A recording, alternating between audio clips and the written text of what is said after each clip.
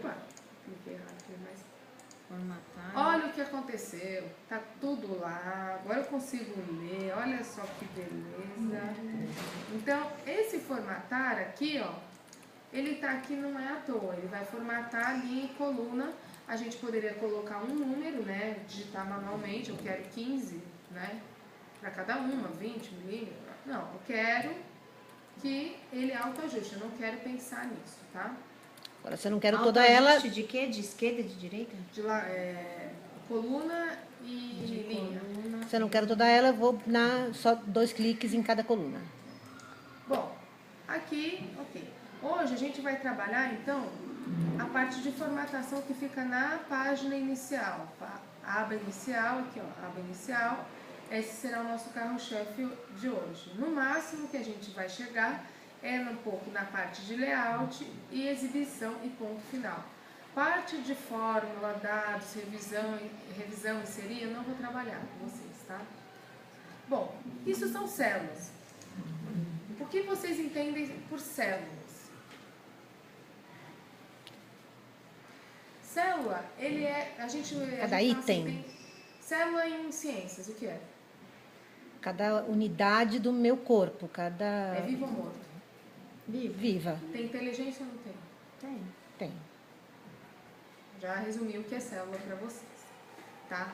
Quando eu digito isso e isso no hoje, o que eu posso trabalhar com esses dados? Eles têm uma identificação? Eles têm alguma característica? Nenhuma. É o número 1 e o número 2. Para mim. Primeiro, segundo, não sei. Tá aí, ele não tem identidade.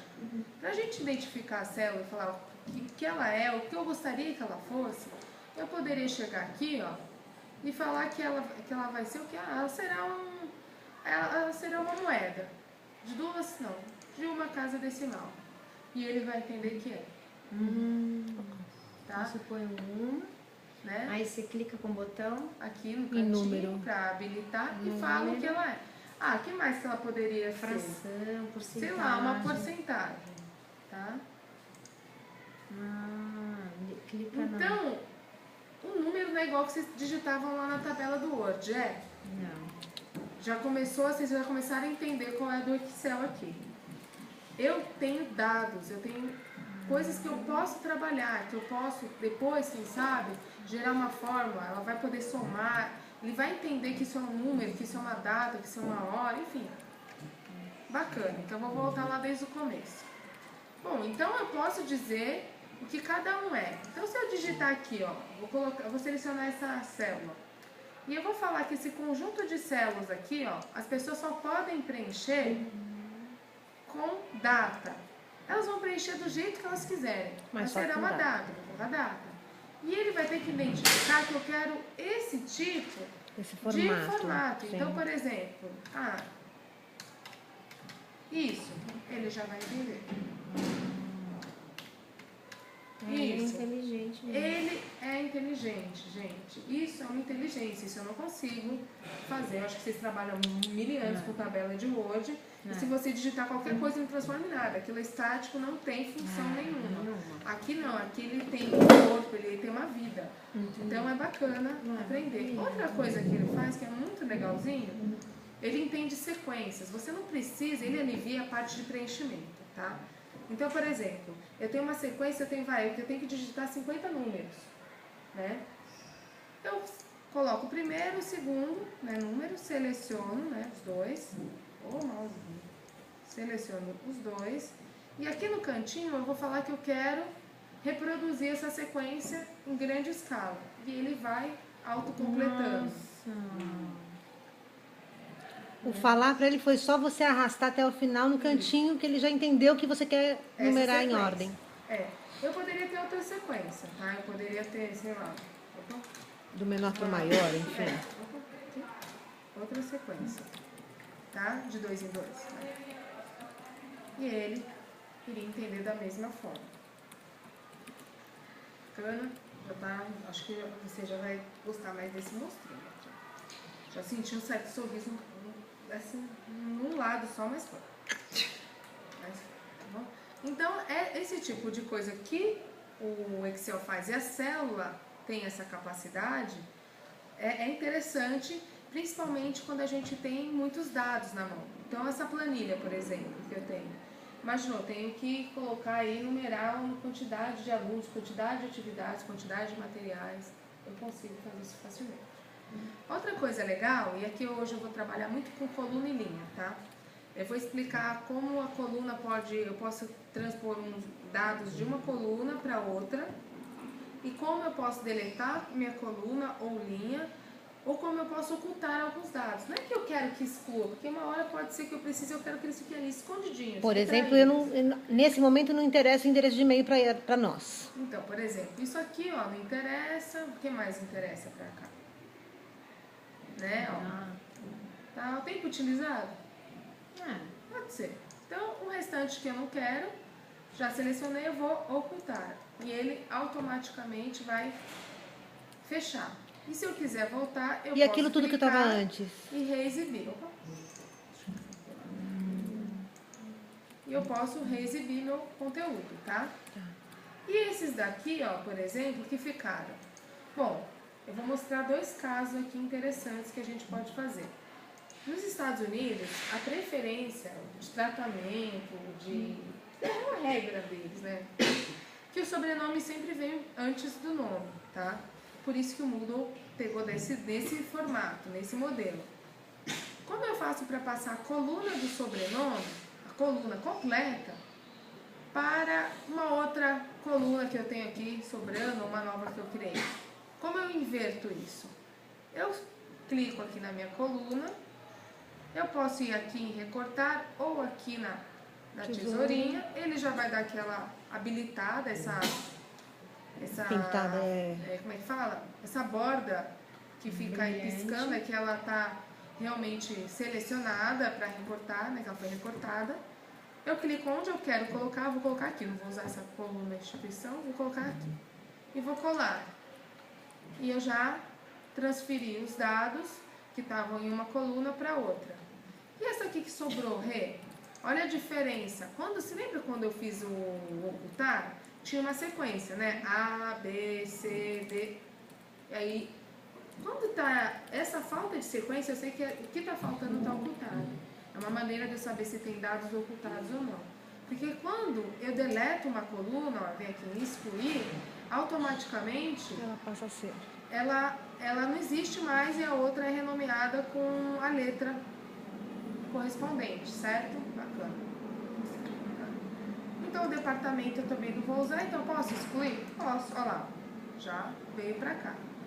Bom, uma coisa interessante aqui é que se eu mandar imprimir esse documento agora, vai sair assim. Quem quer um documento assim, sem linha, sem borda? Principalmente esse que é pra você analisar.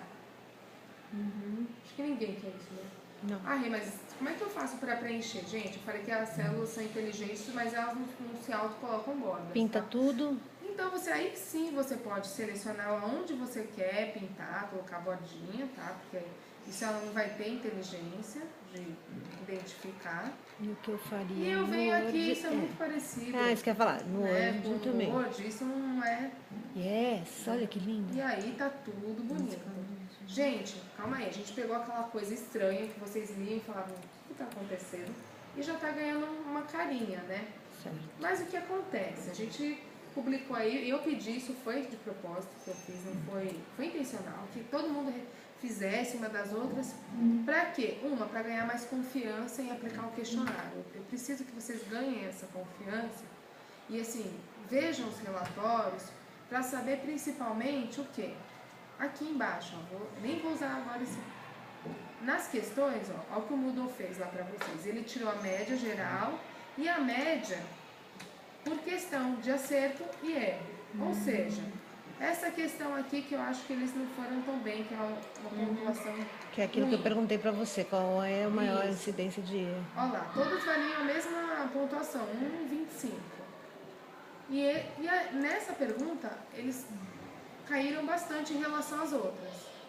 Qual é o número dessa questão? É a número 6. Deixa eu dar uma olhada aqui, ó, no editar questionário e ver que questão é essa que eles tiveram dificuldade.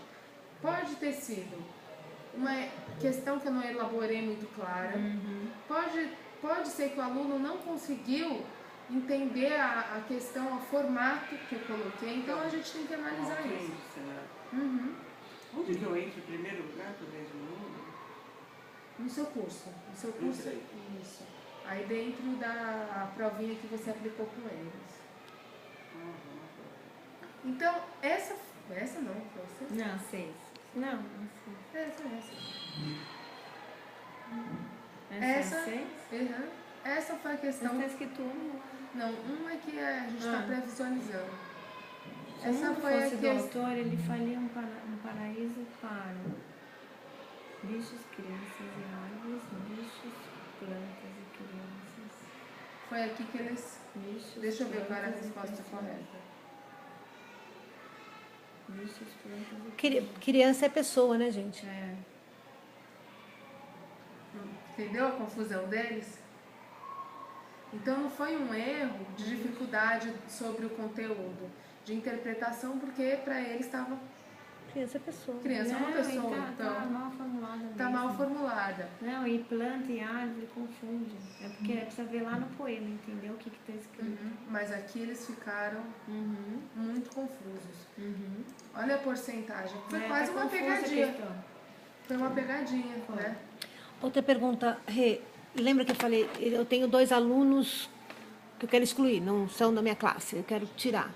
Vou chegar. Tá.